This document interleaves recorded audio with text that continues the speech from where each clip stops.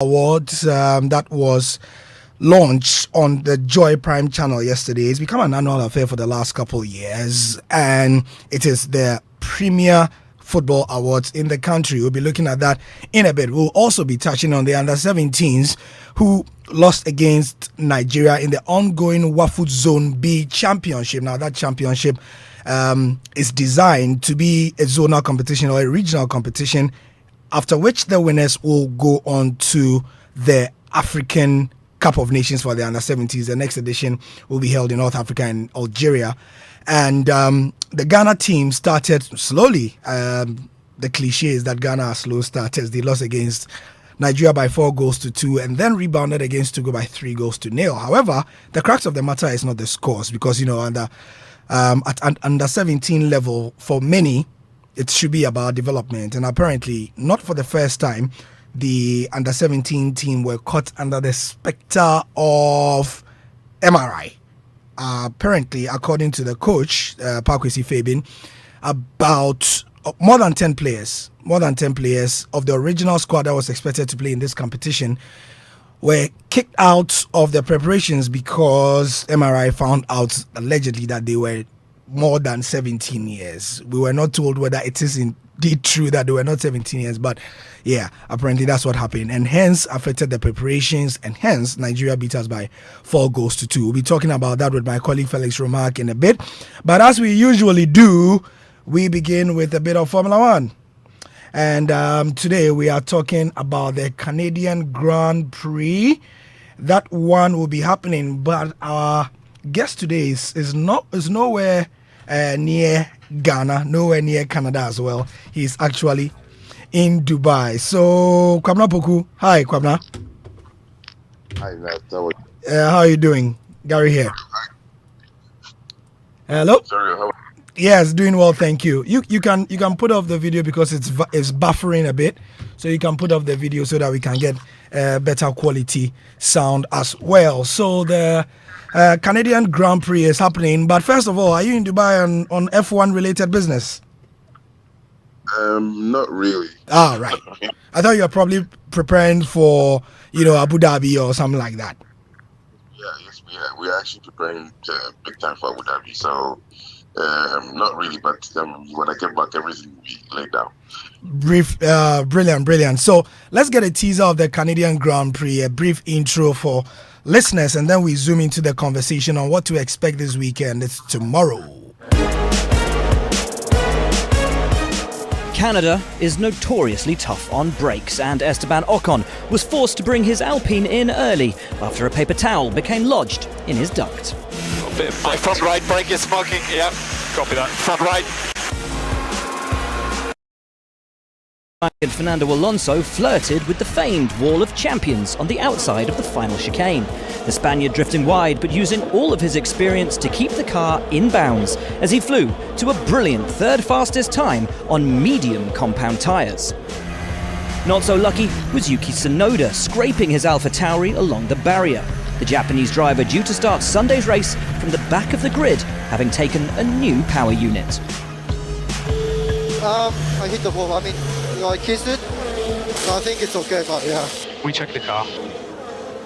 Valtteri Bottas felt he was blocked by the other AlphaTauri of Pierre Gasly as the two battled around turn 6. Come on. The Flying Finn also suffering a huge lockup at turn 10. Alex Albon went a little too hot into turn 12 and took his Williams onto the escape road, as did the Haas of Mick Schumacher and Kevin Magnussen, while Nicholas Latifi found himself blocked by Sergio Perez. I don't know what the Red Bull is doing. It's blocked me in the last corner. Puppy. Although the Montreal native has driven 2 F1 practice sessions here before, Latifi will be experiencing his home Grand Prix competitively for the first time on Sunday, and has had a special Canada-themed helmet designed for the occasion. Lance Stroll already has his own grandstand at the circuit Gilles Villeneuve and will contest his 4th home Grand Prix this weekend, also sporting a patriotic helmet design. Another son of Montreal, he scored his first points in F1 here in 2017. Friday marks 15 years since his Aston Martin teammate Sebastian Vettel made his Formula One debut. The Green Team are beginning a run of form. After failing to score for the first 3 races, they've taken 4 top 10 finishes including Vettel's brilliant P6 last time out at Baku. There was a sense of déjà vu on the Ile Notre Dame as some very brave marmottes dodged the world's fastest cars once again. But nobody could catch Max Verstappen. It was the defending champion and current Drivers' Championship leader with the quickest lap of the day, a 1 minute 15.158. It was Carlos Sainz who got the closest, the Ferrari driver almost 2,500ths back in P2, ahead of Alonso a magnificent P3, and the only driver to set his best time on slower tyres. Then it's Perez, Charles Leclerc, George Russell, Stroll, Lewis Hamilton and Vettel, with 2014 Canada winner Daniel Ricciardo in 10th spot. Gasly in 11th, then came Lando Norris, Albon, Tsunoda, Ocon and Bottas. Zhou Guanyu P17 ahead of Schumacher, Latifi and the Haas of Kevin Magnussen. Yep, Formula One stuff. Kwabena Poku's still joining us from Dubai. That was a brief intro on what happened in the first two practice sessions at the Circuit Gilles Villeneuve. Kwabena, we do know that a lot of Formula One fans were excited that Canada is back on the grid, after the race did not feature for 2 years on the calendar. Max Verstappen hasn't had the smoothest time of it on Fridays this year, but aside from some clipping issues as we heard, this was a very impressive day for the reigning world champion, wasn't it? Oh, yes, it was. I mean, they've been impressive from day one. I mean, they came back stronger this year. I mean, compared to even the Ferraris and even Mercedes having its own troubles and all that. I mean, Red Bull is on the high. Ferrari has had the highest number of poles, but then they currently Red Bull has had the highest number of wins in terms of the main race. Shows you that, I mean, qualifying is just one thing, but then maintaining the or using it as a win is another thing altogether. So, I mean, Red Bull has had an amazing season and it keeps on going. We see what will happen tomorrow. Yeah, speaking of Ferrari, Carlos Sainz has said that Ferrari are, they are playing catch up to Max Verstappen after the practice on Friday. And, and while he feels that they are lacking in both race pace, he believes the progress the team tend to make from Friday into Saturday and into the race itself can get them into the top positions. Do you think that can happen tomorrow? They can get into the top positions, Ferrari? Charles Leclerc, the Ferrari driver, the top Ferrari driver, has taken a penalty because he's changing his power unit. Yes. When you change your power unit, you take a penalty and probably start from the back. So I don't know how that's going to play out. But then again, you see, when it comes to Formula One, the main race, anything can happen. Yeah. Anything can happen. Mind you, Red Bull has already had one DNF, I think, this season or so. And the thing is, Ferrari is still on the rise. Ferrari is really catching up with them. But in terms of tomorrow's race, I still wouldn't predict Ferrari even taking two spots on the podium. It probably will still be the Red Bulls and the Ferrari or the Red Bulls and another team. But when it comes to qualifying, we don't know what's going to happen. I mean, think about it. Mercedes is having a very rough time. And the other drivers from McLaren, from Alpine and the likes are not really catching up to the Ferraris and the Red Bulls. So you never know. Yeah. So just to preview tomorrow's race as well, any predictions before we get into the plans of how your team are organizing us to watch the Canadian Grand Prix tomorrow? Well, my predictions, I will still go with any of the Red Bull team members, Sometimes people always say that I don't predict Max Verstappen, but the thing is, reason why I stay away from predicting Max Verstappen as P1 all the time is you never know what he's going to pull up his sleeve. He might come in hot-head and then lose the race on the DNF, or he might come in hot-head and his teammates might just beat him, or the Red Bulls may just beat him to it. But I still give it to maybe two Red Bulls and the Ferraris on the podium. And then the rest will follow. The likes of George Russell coming from Mercedes, Lando Norris, Lewis Hamilton, and the likes. Even though the Mercedes are having a bad day, they would just show up on the day of the main race. With a bad car, they will still fall within the top 5. So tomorrow I still give it to the two Red Bulls. Either one of them may take the race, and a Ferrari to come close. Yeah. Great. And so what are the plans? What times are we watching the races and where can we watch them with your team? Well, Canada, because of the time difference, tomorrow in Ghana we'll be watching the race in the evening. It's a 6 p.m. lights out race at the Labadi Beach Hotel. We're still showing at all of the honeysuckles, the Starbucks locations, Bargains Lounge in Sakumono, and in Kumasi also Starbucks.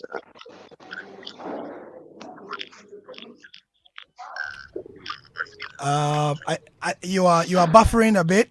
Can you change your location? I'm not sure what's happening.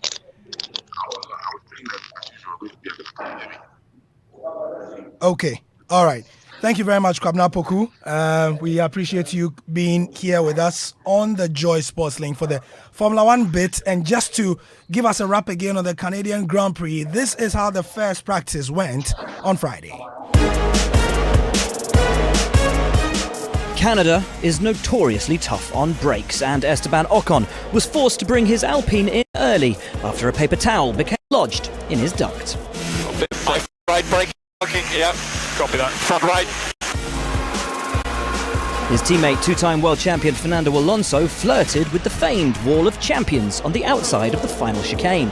The Spaniard drifting wide, but using all of his experience to keep the car in bounds as he flew to a brilliant third fastest time on medium compound tyres.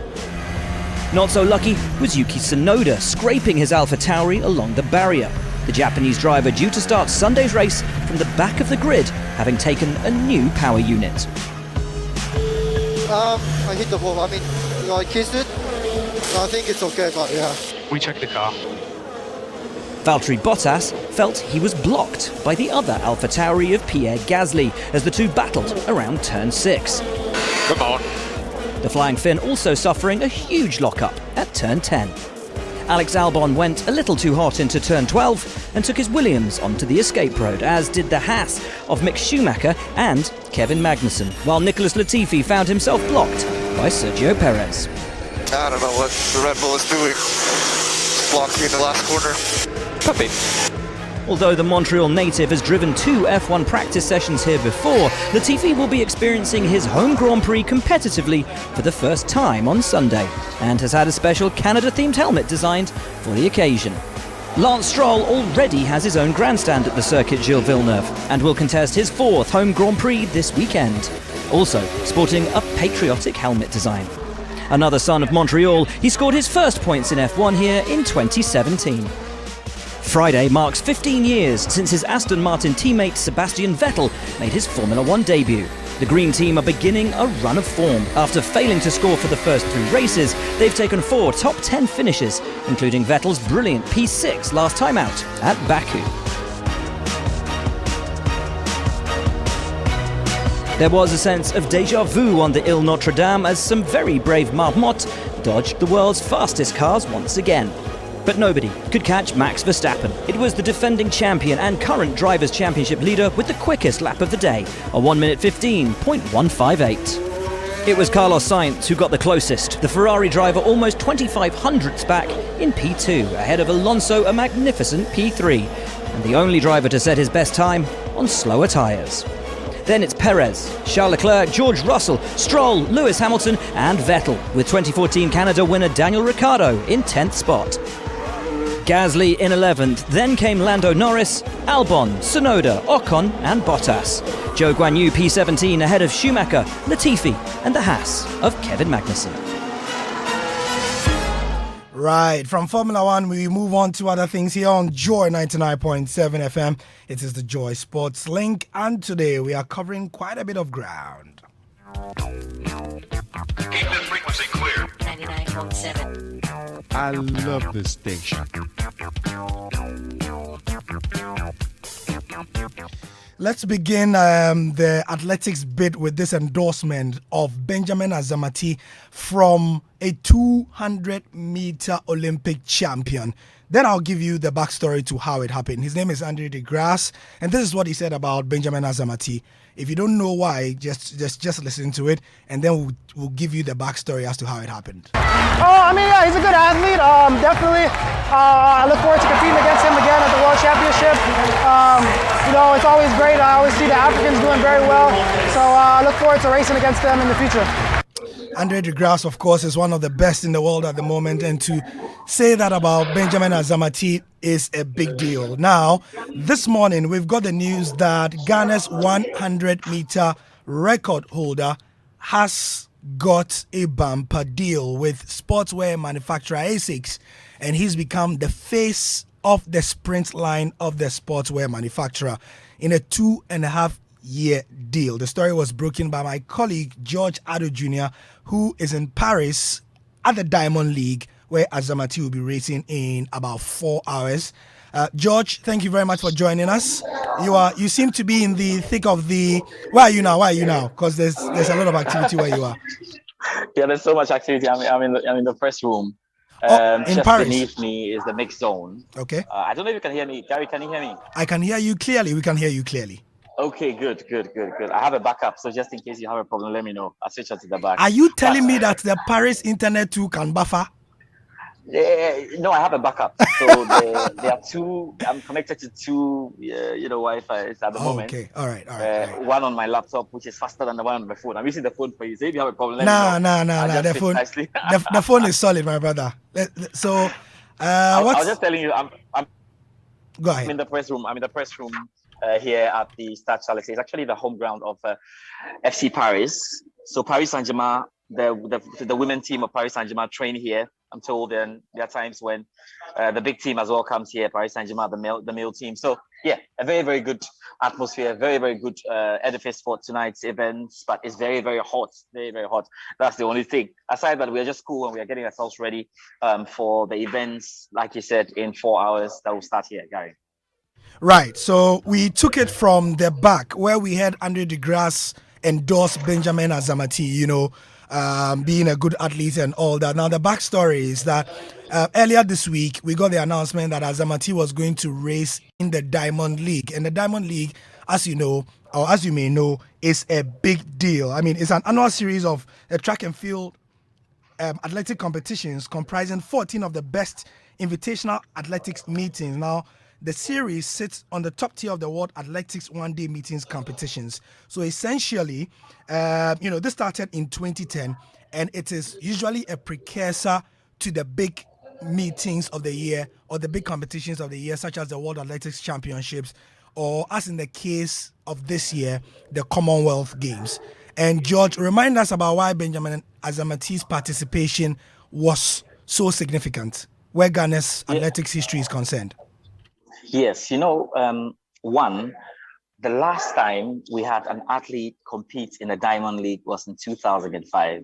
So it shows you that in the space of 17 years, we have not had our athletes having a feel of what it is like when they get on the big stage. And it explains why anytime we see them on the big stage, they have other issues aside performance. I'm talking about the jitters. I'm talking about, having to be starstruck, not being able to adapt properly to and everything they're seeing there, because they jump straight as student athletes all the way to the big leagues. That is not how it's done. For most of the athletes that they meet there on the international stage and the world stage, they have met each other, like you said, 13 times or 12 times or 5 times.